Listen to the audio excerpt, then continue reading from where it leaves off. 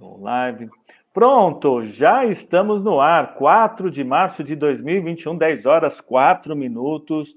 Eu recebo a todos, de norte a sul, leste a oeste do nosso Brasil. Imenso a todas as pessoas que nos assistem. O canal Resistentes, Maria Lúcia, falta muito pouco para alcançar 20 mil inscritos aqui. Então, eu já peço a cada um que se inscreva, clica no sininho para receber as notificações das nossas transmissões. Eu vou te contar uma história bem bacana, Maria Lúcia, se você faz parte disso. Nós estamos criando um pool de canais para que as nossas transmissões alcancem todos os cantos do nosso país, para que a gente possa construir uma grande rede de esquerda para debater os temas que nós selecionamos como temas prioritários das nossas pautas, das nossas reivindicações. E esse exatamente é a importância da sua presença hoje aqui no canal Resistentes, aqui onde eu dou muito boas-vindas. Bom dia, Maria Lúcia.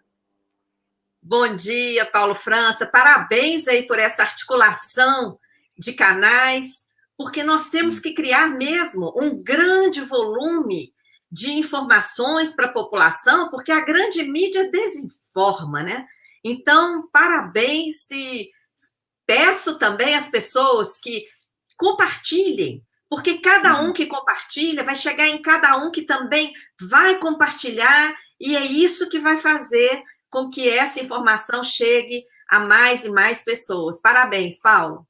Legal. Então, nós que estamos aqui conectados em vários canais já de transmissão, através do canal Resistentes, pelo Facebook, pelo YouTube, pela Articulação Brasileira, pela Economia de Francisco, pelo Papel Repórter, estamos no Twitch do canal Resistentes, enfim, criando uma rede de transmissões, que é o nosso objetivo de construir. E a Auditoria Cidadã da Dívida, sem dúvida, faz parte dessa rede. E o nosso tema, como você já bem previa, era a votação que aconteceu nesta quarta-feira no Senado Federal. Você já tinha levantado a bola da questão do que essa PEC emergencial representa para a população brasileira. Eu queria, então, trazer esse assunto, que é o assunto do dia, e o ajuste fiscal que ela autoriza colocar na Constituição. Eu só quero deixar já meu bom dia aqui, o Júlio Menezes, muito obrigado, participando, né, desejando aqui nosso bom dia, também a Dalila, sempre passando seu bom dia, o Antônio,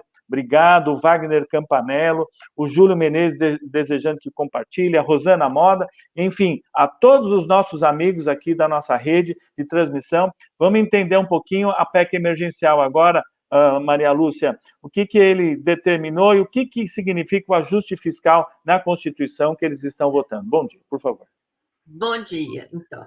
Olha, é muito grave essa PEC 186 e ela usa de chantagem, de oportunismo, para dar um verdadeiro golpe na fruição dos direitos sociais no Brasil. Veja bem, essa PEC ela foi apresentada em 2019, muito antes da pandemia. E desde que ela foi apresentada, ela já veio com esse nome terrorista de PEC emergencial. E o que ela continha lá na primeira versão? Vários gatilhos para cortar automaticamente vários gastos e investimentos sociais, inclusive salários de servidores públicos. A desculpa para aquilo tudo sempre foi pagar a dívida pública. É essa dívida que a Auditoria Cidadã denuncia há 20 anos, que vem crescendo por conta de mecanismos financeiros injustificados, em especial a tal Bolsa Banqueiro, que eu já até falei aqui num outro programa seu, não é, Paulo? Aqui do canal Resistentes. Pois bem, lá em 2019, ela já era PEC emergencial. E qual era a emergência? Cortar direitos sociais, recursos destinados à saúde, educação, assistência, previdência e ao serviço público, porque sem servidor público não tem professora dando aula nas escolas. Sem servidor público não tem médico no SUS, não tem atendente, não tem recurso para oxigênio e tudo mais. Então, desde o início, desde 2019, o objetivo dessa PEC foi cortar direitos sociais cortar investimentos sociais, cortar na estrutura do Estado para sobrar mais dinheiro para a chamada dívida pública nunca auditada. Desde o início foi isso. Agora, em plena pandemia, o que fizeram? Usaram de uma tremenda chantagem. Transformaram aquele emergencial que está lá desde 2019 em chantagem para pagar o auxílio emergencial aos famintos. Isso é chantagem, gente. Porque desde o início o objetivo dessa PEC foi o mesmo. O relator agora do Senado, o senador Márcio Bittar, apresentou um relatório semana passada e já queria ter votado na quarta-feira. Não conseguiu. Por quê? No primeiro relatório, ele colocou explicitamente um parágrafo único lá no artigo 6º, condicionando todos os direitos sociais. Só para lembrar, o artigo 6º da Constituição, gente, é o artigo dos direitos sociais. É um dos principais artigos da Constituição, como explicou o ex-ministro e ex-presidente do Supremo, Carlos Aires Brito, numa live conosco da Auditoria Cidadã. Eu convido as pessoas que não assistiram essa live no dia para acessarem o YouTube da Auditoria Cidadã e assistir, porque ele deu uma verdadeira aula do que significa a Constituição, da importância da Constituição e da importância dos direitos sociais. A obediência aos direitos sociais, segundo o doutor Aires Brito, é que dá concretude à própria razão de ser do Estado. O Estado brasileiro existe para garantir vida digna para a população. O Estado brasileiro, então, precisa priorizar a vida das pessoas. E vida digna, vida em abundância, como há 2000 anos Jesus já ensinou. Então, o Estado existe para isso. E o que está acontecendo? Uma inversão brutal, uma inversão violenta. Porque o que estão transformando o Estado brasileiro?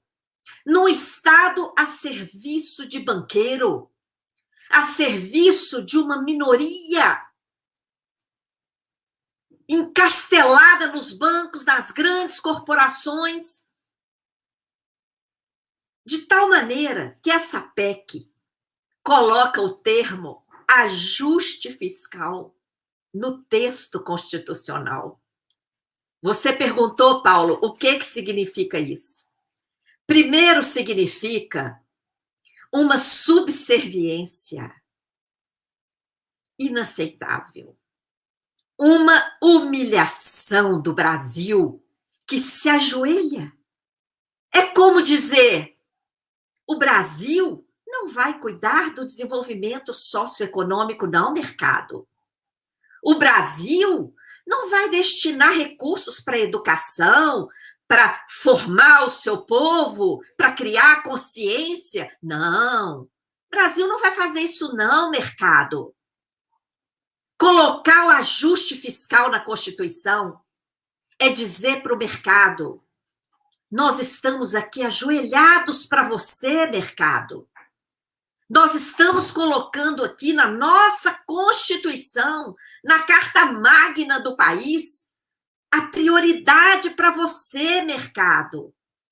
É isso que os senadores ontem, dia 3 de março de 2021, na calada da noite, fizeram. Aceitaram a chantagem de que para pagar auxílio emergencial precisa dessa humilhação toda do país perante o mercado. Agora, aceitaram porque quiseram. Porque no dia 2, a Auditoria Cidadã enviou interpelação extrajudicial ao mercado. Enviou interpelação extrajudicial a todos os senadores e senadoras, via cartório. o presidente do Senado foi notificado, todos os líderes foram notificados. Então, todos vocês que estão nos ouvindo nessa live, acessem na página da Auditoria Cidadã, porque vocês vão ver lá. Dia 2, os senadores e senadoras foram notificados. E lá na notificação, está muito bem explicado.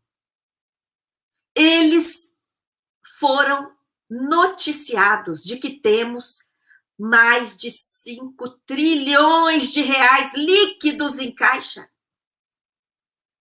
Então, não precisa dessa chantagem para pagar o auxílio emergencial, que, aliás, está atrasado. O governo não pagou janeiro, a última parcela foi dezembro. E a pandemia está se agravando. Não pagou janeiro, não pagou fevereiro. Tudo para acumular o drama social. As pessoas estão desmaiando nas ruas de fome. O volume de pessoas dormindo nas ruas. Uma verdadeira calamidade social. Então, eles estão usando essa chantagem para aprovar o auxílio emergencial, que já poderia estar sendo pago desde janeiro, porque temos dinheiro de sobra para isso. Aliás, não paramos de pagar nem um dia a Bolsa Banqueiro, a remuneração diária da sobra de caixa dos bancos. E é infame, é criminoso que o Senado tenha aprovado aquele projeto de lei 3877, legalizando a Bolsa Banqueiro, deixando a Bolsa Banqueiro sem limite, e agora, para pagar um auxílio emergencial miserável, coloca o ajuste fiscal da Constituição, aprofundando brutalmente as amarras da economia brasileira, que já estão aí com a emenda 95, a PEC do teto. Agora, com esse ajuste fiscal da Constituição, vai aprofundar brutalmente, Paulo. É isso que está em jogo.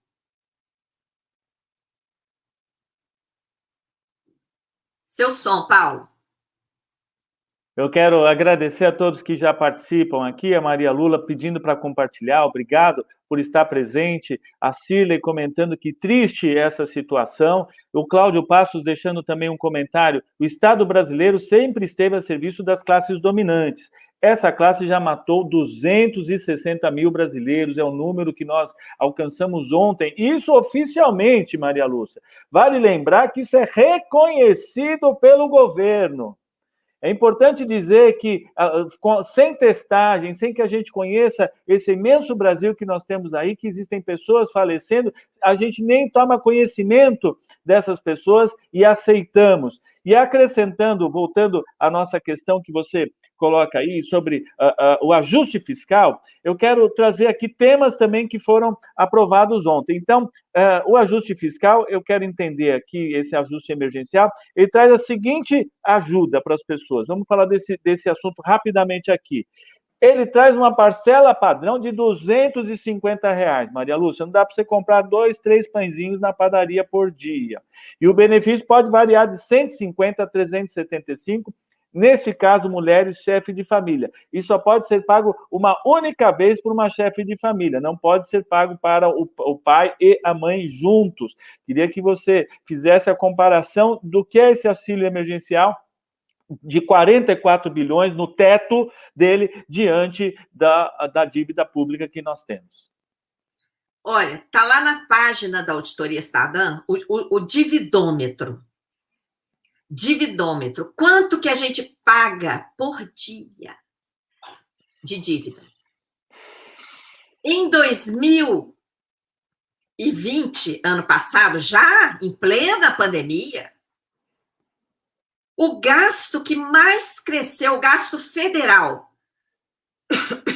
perdão, o gasto federal que mais cresceu em 2020 foi o gasto com a chamada dívida pública. Está lá em destaque na página da Auditoria Cidadã um texto que analisa o orçamento 2020. A educação, por exemplo, ano passado, já perdeu um recurso. tanto em dinheiro como proporcionalmente. A dívida cresceu, o gasto com a dívida cresceu 33% em 2020. Olha o privilégio. Isso corresponde a quase 4 bilhões por dia. Tá. Quase 4 bilhões por dia para a dívida. Então, esses 44 bilhões aí de auxílio emergencial corresponde a 11, 12 dias de dívida pública. Entendeu? E ao colocar o ajuste fiscal na Constituição, o que vai passar a acontecer? Um aprofundamento disso. Um aumento ainda maior do privilégio da dívida. Então, esses 44 bilhões aí é 11 a 12 dias de gasto com a dívida. Vamos botar 12 dias de gasto com a dívida para atender a milhões de famílias. Então, não dá. Quantos recebem o privilégio da dívida? Principalmente grandes bancos.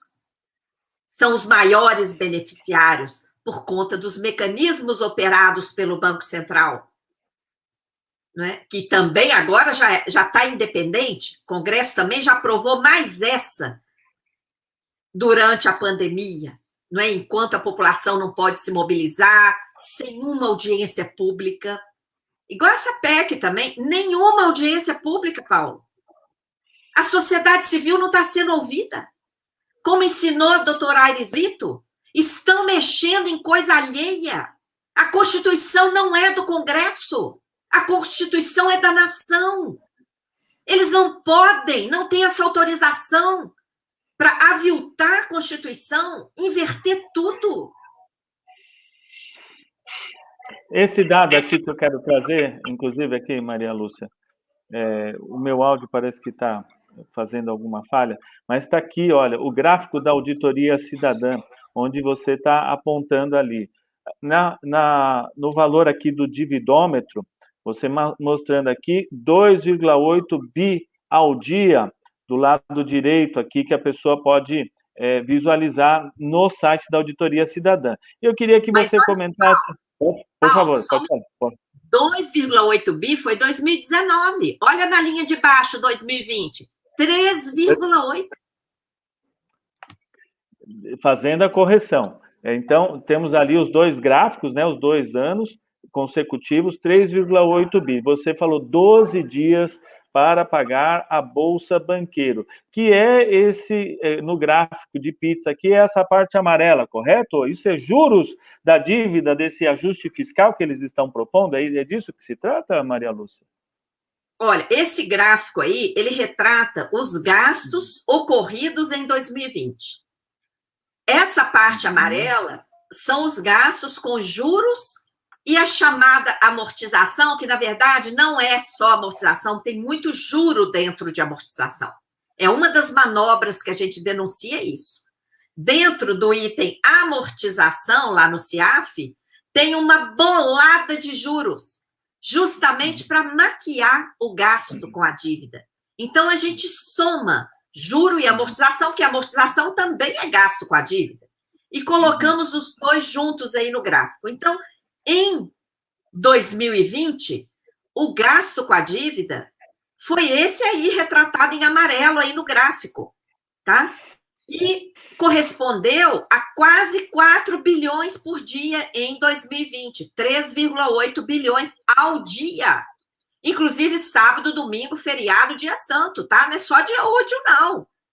É ao dia. Então, no ano anterior, 2019, foi 1 bilhão a menos por dia, mas 2020 foi um escândalo. Durante a pandemia, meteram a mão no dinheiro público. O setor mais beneficiado foi o setor financeiro. Com as benesses dadas pelo Banco Central, nós estamos até, daqui a alguns dias, vamos disponibilizar um novo artigo, tá? Explicando todas as benesses que os bancos receberam do Banco Central durante a pandemia. Nada disso foi discutido na hora de aprovar o projeto de independência do Banco Central, Paulo. Nós temos aí o dado, na data de ontem, tivemos 1.840 óbitos em 24 horas. Nós estamos virando a pária do mundo. Veja, o nosso objetivo aqui, Maria Lúcia, eu costumo dizer, não é chegar com dogmas, com informação que todo mundo tem que acreditar de jeito. É mostrar informação para que a pessoa tome consciência. A nossa luta passa pela conscientização das pessoas, que nós não precisamos ter essa miséria. Os Estados Unidos, eu queria que você fizesse uma comparação, nesse governo do Biden, que não é o negacionista, como era do governo Trump, aprovou uma receita emergencial de 1,9 trilhão de dólares, quase 2 trilhões de dólares, para injetar na economia americana, ajudando as empresas. Você que está endividado, 60 milhões de brasileiros endividados, as empresas não têm capital de giro, né? E as pessoas aí achando que isso é normal. Traga esse assunto, Fatorelli. Sim, o Paulo, tanto nos Estados Unidos como na Europa, os bancos centrais estão injetando dinheiro na economia, quase de graça, juro quase zero, prazo de carência, ou seja, nesse período pandêmico, as pessoas recebem o empréstimo com juro baixíssimo e o prazo de carência é o seguinte, ela só vai começar a pagar daqui a vários meses.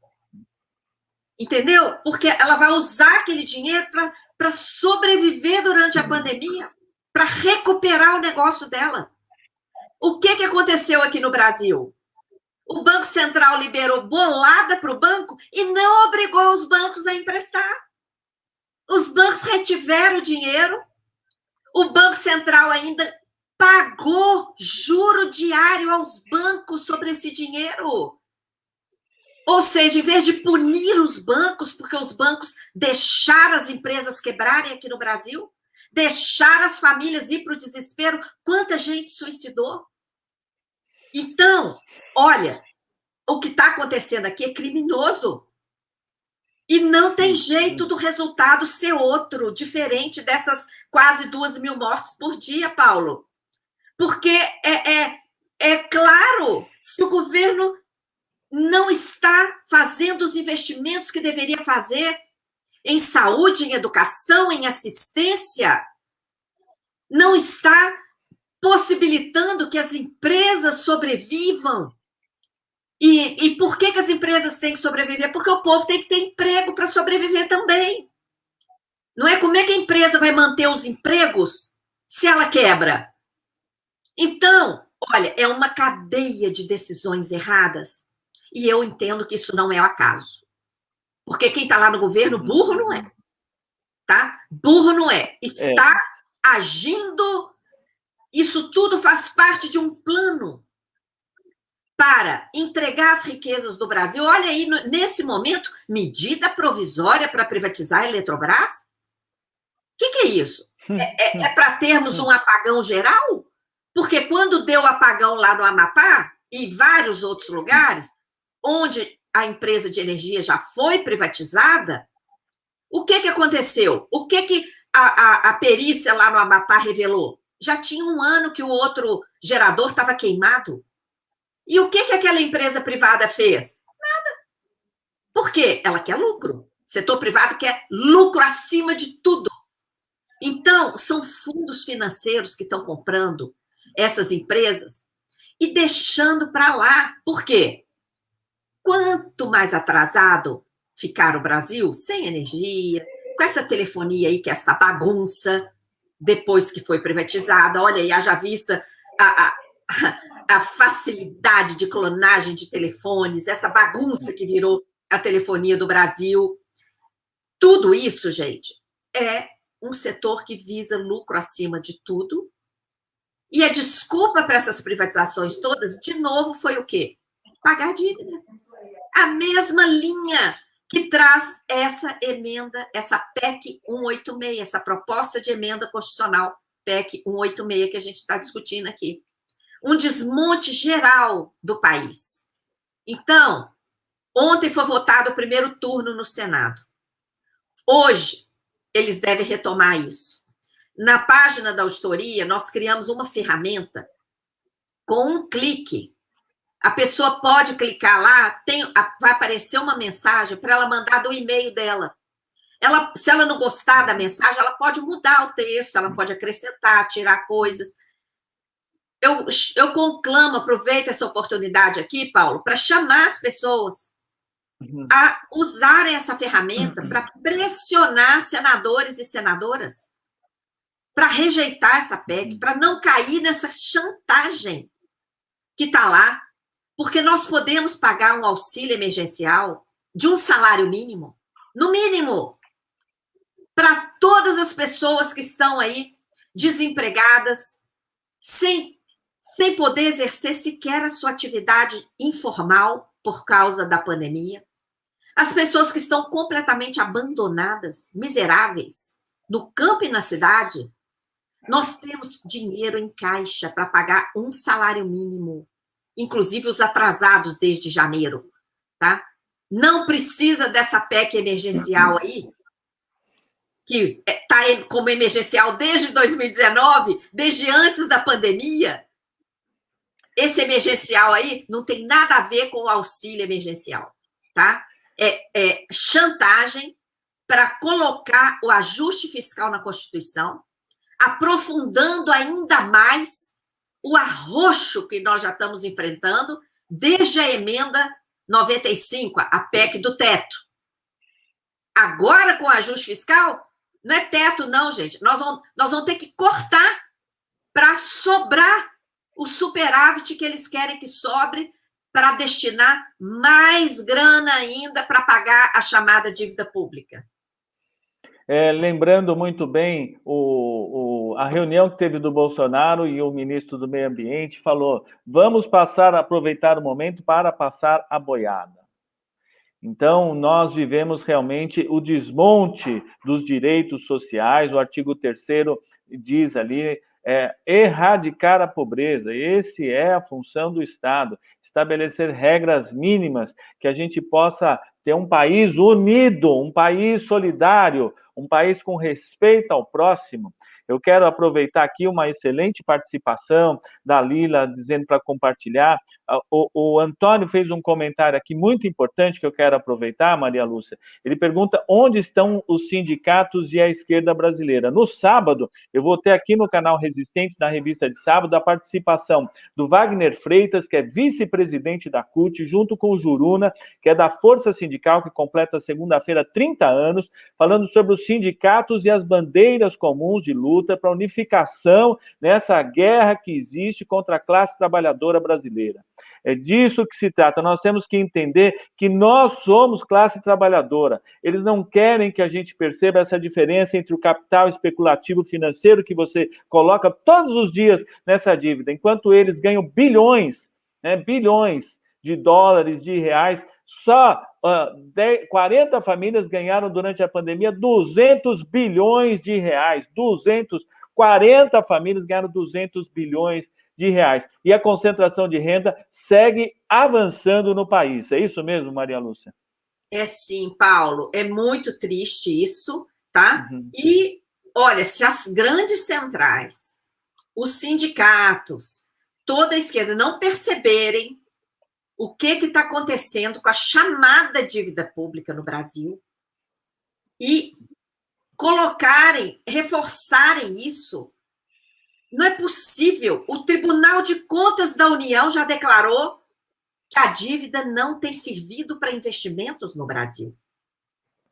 Porque, Paulo, os países avançados também têm dívida, mas eles usam a dívida para investimentos.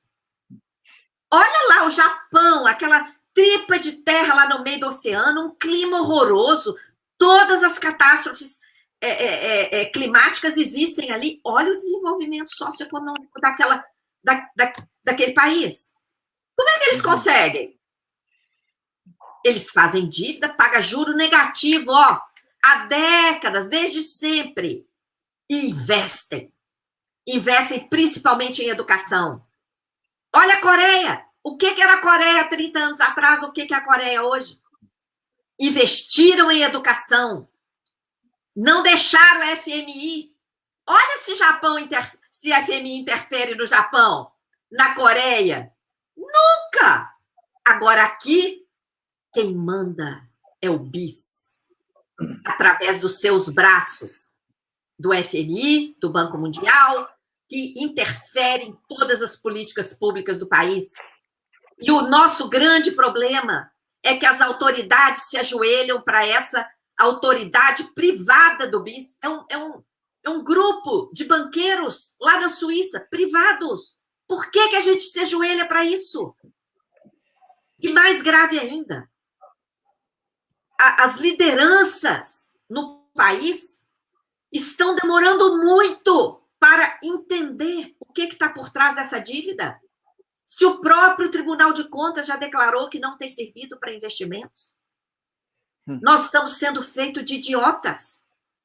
Uma dívida que cresce por conta de mecanismos financeiros criados pelo próprio mercado, operados pelo Banco Central, que desde sempre esteve na mão do mercado e agora a independência entrega legalmente, oficialmente, né?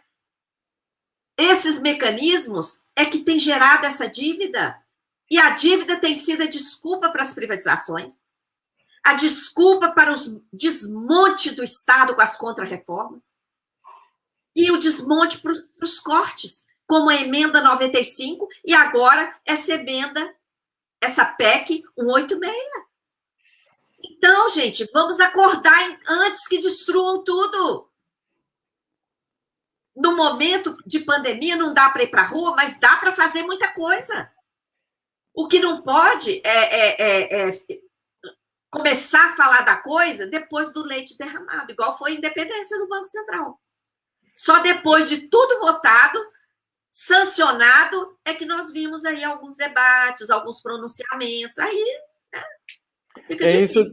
Esse é um tema, nós estivemos, inclusive, aqui no canal Resistentes essa semana, com um ex-ministro do governo, o Gilberto Carvalho. Ele comentou sobre a questão de se criar um eixo, né, se criar uma coluna vertebral nova no Brasil para que a gente coloque quais são realmente as reivindicações do povo brasileiro. Porque dependendo, lembrar que esse Congresso Nacional, eleito com as fake news, que alterou completamente o resultado eleitoral. Lembrar que o Procurador-Geral da Suíça interferiu de maneira direta, trocando dados com a gangue de Curitiba para criminalizar o governo do presidente Lula e da presidenta Dilma, para tirá-lo da corrida eleitoral. Todas essas ações foram ações premeditadas. O que está acontecendo agora é a continuação exatamente do que foi feito lá atrás. Isso é um projeto de destruição do Brasil, da Petrobras, das suas grandes empresas, da Eletrobras. É isso que a gente quer provocar para que vocês todos compartilhem. No sábado, então, vamos receber aqui as centrais sindicais, debater esse assunto, para que a gente possa também procurar, né, quais são as ações que nós temos que criar. Maria Lúcia, tem até uma pessoa perguntando aqui, você poderia dizer exatamente na página da Auditoria Cidadã, onde é que a pessoa localiza para poder mandar a mensagem, fazendo a gentileza, Maria Lúcia? Sim, ela tá... se vocês entrarem aí, sobe um pouquinho mais. Auditoria Cidadã, aí, onde tem esses destaques aí, ó, que ficam girando, tá vendo? Esses destaques que ficam passando. Olha, vocês vão aí, ó, aí, agora apareceu aí no cantinho direito, ó, peça rejeição da PEC 186 com apenas um clique. Aí, se você clicar aí, clica aí, Paulo. Olha o que vai aparecer. Está carregando aqui, pronto. Tá. Envie seu e-mail. Olha lá, aí tá lá. Olá, amigos e amigas, precisamos aumentar a mobilização. Aqui, ó. Exato. Aí você pode clicar aí, quando você clica aí para enviar, aí, nesse verdinho. Quando clica aí, aparece, você tem que estar plugado no seu dispositivo, tem que ter o seu e-mail, tá? Aí vai abrir a sua caixa de e-mail. Pronto, pronto. E você vai enviar, já tem os endereços dos senadores lá, já tem o texto para enviar. Se você, o texto é aberto à modificação, não é nada engessado. Se você não gostar do texto que está lá, ou quiser escrever mais alguma coisa, ou tirar alguma coisa, dá para fazer. Eu te agradeço, Paulo, por mostrar, porque se houver um grande engajamento das pessoas para enviar essa mensagem, né, já é alguma coisa, porque o ideal seria uma grande mobilização de rua para dar visibilidade, né? Mas não é à toa que estão correndo para aprovar essas medidas nocivas durante a pandemia, não é? O povo está impossibilitado de ir para a rua, a gente tem responsabilidade. Como é que a gente vai chamar as pessoas para ir para a rua? Para arriscar contrair Covid, se as UTIs estão lotadas, se não tem vacina, não tem nem oxigênio em vários hospitais. Então, é o plano do governo, é a intenção dele, é intencional, é feito. Não ter seringa, gente. As pessoas, eu quero apenas dizer, num governo com mínimo de inteligência, se você faz uma projeção, por exemplo, eu preciso são 400 milhões de vacinas que eu preciso, eu vou levar 8 meses, eu quero receber, por exemplo, 40 milhões de seringas por mês. Né, em 10 meses, 50 milhões de seringas por mês. Eu faço um contrato com as empresas para receber aquele valor, não precisava esperar chegar isso daí, eu já posso estar fazendo estoque dessas seringas. Então, veja, eu estou falando de coisa simples, não precisa ser nenhum gênio da lâmpada mágica para você criar umas coisas dessas. Por isso que é crime de responsabilidade, por isso que ele é um genocida, esse presidente que está aí, porque você percebe que existem medidas sanitárias muito claras, eficientes e práticas que deveriam ter sido tomadas. Não nos faça acreditar que nós não temos o conhecimento necessário para ter mudanças dessa situação. É muito claro, o exemplo de Portugal, que fez um lockdown e fez uma grande vacinação em massa, o resultado hoje já aparece de maneira significativa, com uma queda acentuada do estágio de contaminação, para ficar no único exemplo. Né? Eu queria trazer aqui, Maria Lúcia, amanhã nós teremos o tema no Diálogo de 20 Minutos da campanha da Fraternidade Ecumênica 2021. Estarei transmitindo através do canal Resistência e da Rede da Articulação de Economia de Francisco e Clara, com a presença do Frei Gorgem, que é da Ordem dos Franciscanos Menores, e o pastor Eliel Batista, da Igreja Bethesda, que foi convidado a participar dentro da produção do documento. Então, todos vocês convidados amanhã às 10 horas para participar desse diálogo que eu tenho feito durante a quaresma. Trarei outros pastores e integrantes das igrejas brasileiras para que a gente faça esse diálogo ecumênico. Maria Lúcia, parabéns, suas palavras finais de agradecimento imenso na sua presença conosco no canal Resistente, por favor. Eu que agradeço, Paulo, te parabenizo por esse esforço todo que você tem feito aí para levar informação para a sociedade, agora aí com essa articulação com outros canais, parabéns. E peço a todas as pessoas, gente, nós não podemos desanimar, apesar dessa conjuntura terrível, não é, que nós estamos enfrentando. Nós não temos outra opção senão lutar. Nós temos que continuar lutando, temos que continuar denunciando, porque tudo isso que está sendo destruído, primeiro que não pode passar em branco. Vocês já imaginaram lá na frente as pessoas analisando, mas espera aí, em plena pandemia, o projeto prioritário do Congresso foi a independência do Banco Central, entregar o Banco Central, o que vocês fizeram? O outro projeto prioritário foi colocar o ajuste fiscal na Constituição, aprofundando o arroxo já colocado desde a emenda do teto. O que vocês fizeram? Então, estará lá registrado que nós lutamos e que tudo isso terá que ser reconstruído. E a vergonha vai ficar carimbada naqueles que, neste momento, em vez de priorizar a vida, priorizaram entregar o Banco Central para banqueiro para continuar com essa política monetária suicida, priorizaram colocar ajuste fiscal na Constituição, quando deveria ser o contrário. Deveriam estar revogando a emenda 95 para garantir os direitos sociais em plenitude para as pessoas. Estão fazendo o contrário. estão aprofundando o arroxo, aprofundando as amarras da economia, desindustrializando o país, implantando aqui o atraso. Não podemos ficar parados diante disso. Então, são várias possibilidades de participação, apesar da pandemia. Tem aqui o canal Resistentes, que vocês podem assistir, compartilhar. Tem os canais da Auditoria Cidadã da Dívida, nós estamos em todas as redes.